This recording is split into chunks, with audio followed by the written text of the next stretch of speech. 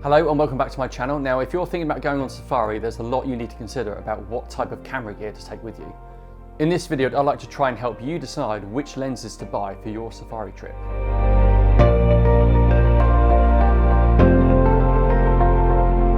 Just to give you an idea of my own personal experiences of going on safari, I've been to Serengeti, I've been to the Masai Mara, I've been to Ngorongoro Crater in Nyerere in Tanzania, I've been to Kruger National Park, I've been to Etosha in Namibia, I've been to the Okavango in Chobe in Botswana, I've been to Amboseli National Park and Tsavo East and West National Parks in Kenya. I've also been to South Luangwa in Zambia, Yala National Park in Sri Lanka, and I've also taken a 400mm prime lens gorilla trekking in Rwanda. We're living in a time when we have so many options available to us, and a lot of those options are actually relatively affordable. There's so many different formats available. There's micro four thirds, there's APS-C, there's full frame. Even compact and bridge cameras are actually pretty decent for most situations. Even your smartphone camera is going to take decent photographs. But if your safari trip is one of those once in a lifetime vacations, maybe it could be a honeymoon, you might want to think about taking those photo opportunities more seriously and actually investing in some really, really good quality camera equipment. What you need to consider the most is what type of lenses you're going to take with you, because this is actually more important than the actual cameras. Focal range, focal distance and aperture are the three main considerations for your choice of lenses. This is because for the most part, most of the wildlife you're going to be viewing isn't going to be that close to you. There may be some moments when elephants and even maybe lions might approach the car that you're in. Generally, most wildlife is going to be much further away from your vehicle, and you're not really allowed to leave and walk around to get closer to your subjects for kind of obvious reasons. Therefore, a telephoto lens would be my recommended choice. Now, of course, you can take more than one lens. You can take a lens that's good for wide or close-up shots, that's good for landscapes. But I wouldn't really recommend changing lenses while in your safari vehicle, especially when it's moving, because there's going to be a lot of dust and debris kind of floating around, flying around in the air, and you could easily get dust onto the sensor. You could easily damage some of the optics if you start to detach lenses off of your camera. So for this video, I'm trying to recommend a lens that's good for most subjects and situations that you might find yourself in. Just a quick mention about camera bodies. This video isn't really focusing on camera bodies, more about lenses. But for camera bodies, there's two things that in my opinion, that you need to consider. One is the actual megapixel count on the sensor, or the megapixel density on the sensor, because this will determine how much you can crop into your subject. If your subjects are much further away, you do have the ability to crop in much better with higher megapixel density sensors. And also you need to consider frame rate. How fast can the camera shoot? So these are the two things that you really need to look at and consider. Things like in-body stabilization or lens stabilization, and things like ISO performance, and also video specs. For me, those things are kind of secondary. You shouldn't really be looking at those. The imaging sensor and the frame rate that the camera is capable of shooting, for me, are the two really main things you need to look at. Cameras like the Canon R5 and Nikon Z7 both have 45 megapixel sensors, and they're capable of shooting at reasonably fast frame rates, but they're both extremely expensive. There is the Sony A7 Mark I, which is now, it's over 10 years old. That camera has a 36.3 megapixel sensor, but it only shoots at 4 frames per second. However, you could probably find that camera now for less than $1,000 in sort of like pre-owned or refurbished sections of camera stores, maybe on eBay, maybe on Amazon. This just sort of illustrates the compromises that you're gonna have to make going forwards. Now back to the lenses. There's so many brands worth considering when choosing which gear to buy. I've personally used the Lumix Leica 100-400 with the G9. I did that on at least 3 safari trips and I absolutely loved it. This absolutely fantastic lens. It's small, it's compact, it's lightweight. It's 100-400mm focal range. However, there were some limitations and constraints that I had to work within without resulting in unusable images. Photography gear is a constant compromise between size, weight, portability, overall performance and image quality. The micro four thirds cameras and lenses are significantly smaller than full frame because they use a crop sensor. The image sensor is around 1/4 the surface size compared to a full frame camera sensor. Therefore, it effectively produces an image that is twice as close than a full frame camera. Essentially, it's a 2 times crop. So when I use my Lumix Leica 100-400mm lens here, it's effectively given me a full frame equivalent focal range of 200 to 800 millimeters, despite it stating that it's 100 to 400. This applies to all micro four thirds lenses, so this 8 to 18 millimeter lens attached to the G9 here is giving me a full frame equivalent focal distance of 16 to 36. However, as a result, things like depth of field and ISA performance can be affected. Because of the crop sensor, an f2.8 lens is effectively f5.6, and f4 will look more like f8. Because of this, noise and grain can be more prominent in the Olympus and Panasonic Micro Four Thirds cameras than compared to full frame or APS-C cameras. Therefore, your choice of lenses is really important when considering the Micro Four Thirds format, and there's a lot of options available. As I mentioned previously, I used the Lumix Leica built 100 to 400 millimeter lens on quite a few safari trips, and it produced some really amazing results. But I always felt like I was kind of being constrained a little bit because of the crop sensor and the limitations of the overall performance. If you're just looking to take better photos than what your phone can take, and also that of bridge and compact cameras, then Micro Four Thirds is definitely the best option, because the cameras and lenses are typically smaller, lighter, and also cheaper than compared to full frame and APS-C options. The Micro Four Thirds lenses I would personally consider for maximum focal distance are the Leica 100 to 400 millimeter, the Olympus 100 to 400, the Olympus 40 to 150, the Olympus 150 to 400 with the 1.25 times teleconverter built in, the Olympus 150 to 600, the Olympus 300, the Olympus 70 to 300, the Lumix 100 to 300, the Lumix Leica 200 millimeter, and the Lumix Leica 50 to 200 millimeter. Now, all these lenses have varying levels of focal distance, focal range, and apertures, but they will produce great results, way better than what your mobile phone camera could produce. And please don't take your iPad on safari, and don't just put your mobile phone up against a set of binoculars to try and take a picture.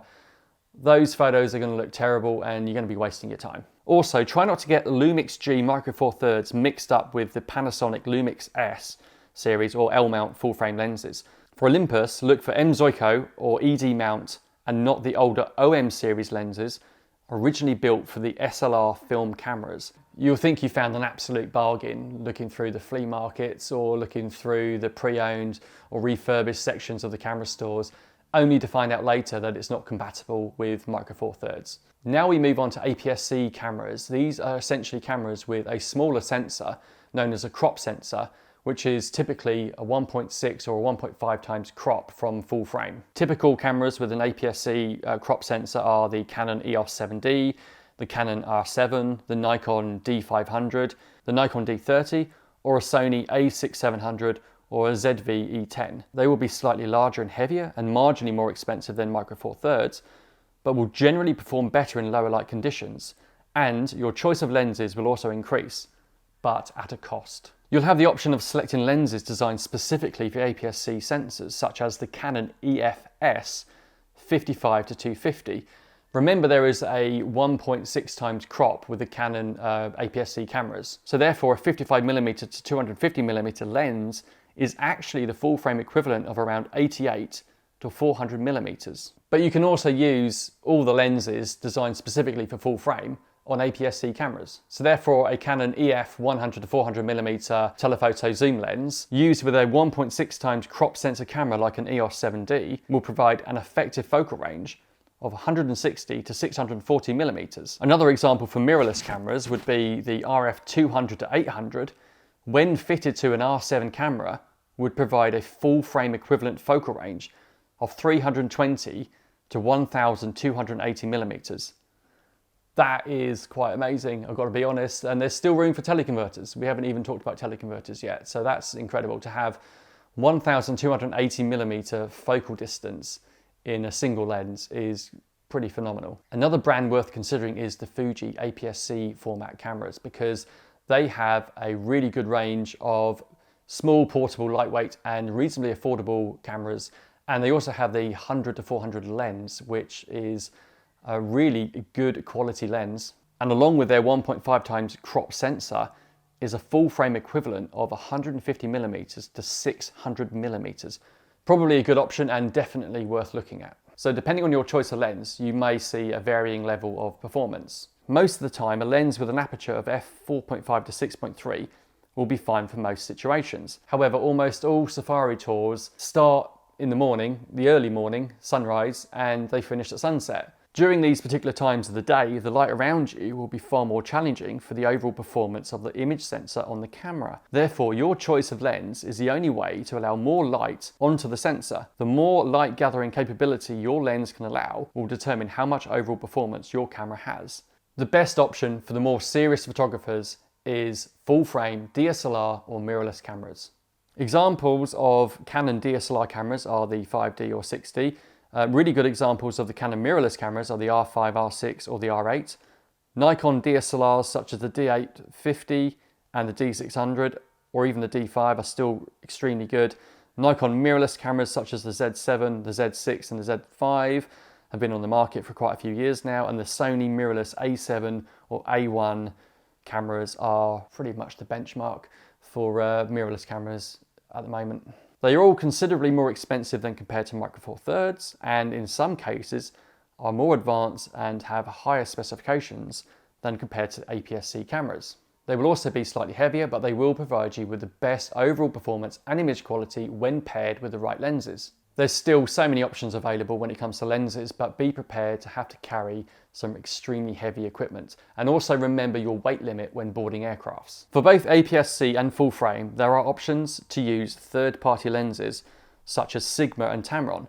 Both manufacturers have developed an extremely cost-effective 150 to 600mm f5 to f6.3 lens that can be mounted to almost any camera currently available with the use of adapters. These lenses will be cheaper, still provide great image quality, but it will mean having to carry an extra 2 kilograms in weight. Sigma has also developed a 60 to 600mm f4.5 to 6.3 lens, which is more expensive and is almost 3 kilograms in weight.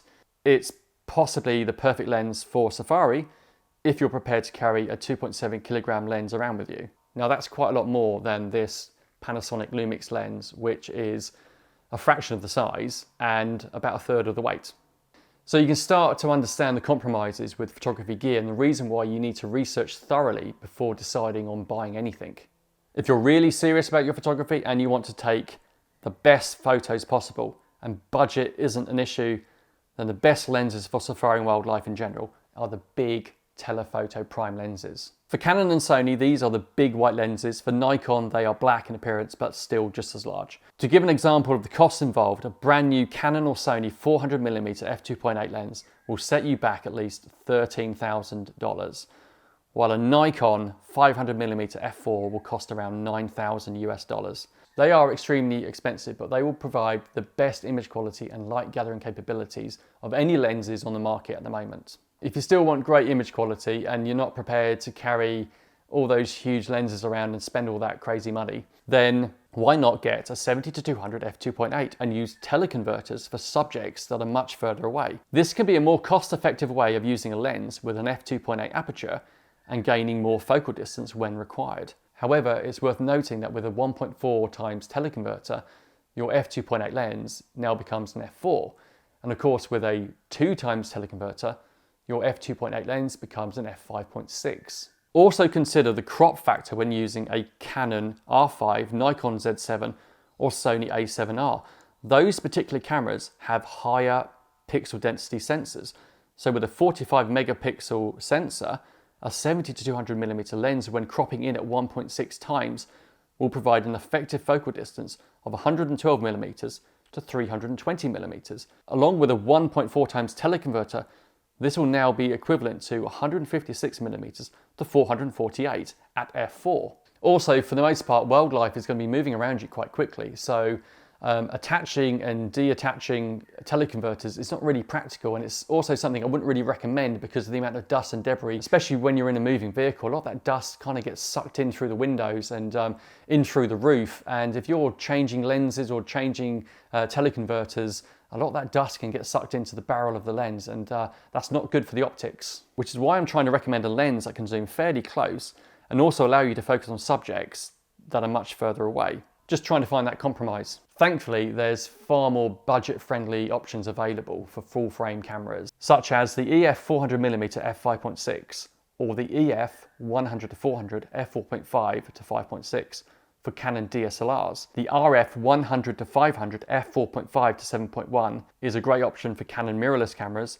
The 200-500 f5.6 is a great option for Nikon DSLR cameras, or the 180-600 f5.6 to 6.3 for mirrorless Nikon cameras, and the Sony 200-600 f5.6 to 6.3. All extremely good lenses, still quite expensive, but a lot less expensive than the big prime lenses, and also a lot lighter. There's a huge list of lenses available, way too many to list in this video. But my next best advice would be to actually visit a camera store in your local area and try and test as many as possible. Check for size and weight, see what's available in the pre-owned and refurbished section of the store, and then figure out what the overall costs are going to be, and then decide what's best for you. Thanks for watching. I really hope this has been of some benefit, especially if you're planning a safari trip and you're really unsure of what lenses and camera gear to buy, and you're just contemplating using your smartphone for most of the photography on your trip. Any camera is going to be better than your smartphone, and I absolutely guarantee that. And please do not use your iPad to take photographs. Thanks again. Don't forget to like, share and subscribe, and stay tuned for more videos.